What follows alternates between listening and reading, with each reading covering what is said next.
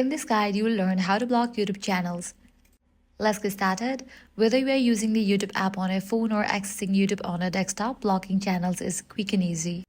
Unfortunately, YouTube does not yet offer a complete option to block a channel entirely, but you can try these workarounds. This will help manage unwanted content and interactions. First, navigate to the video, then click on three dots. Now select the option Not Interested or Don't Recommend Channel. This will stop that type of content from appearing in your future feed. Likewise, it will prevent any videos from that channel from showing up in your feed.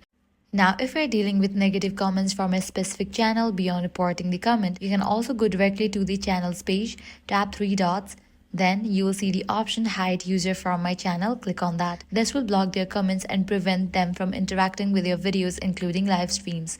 And that's it.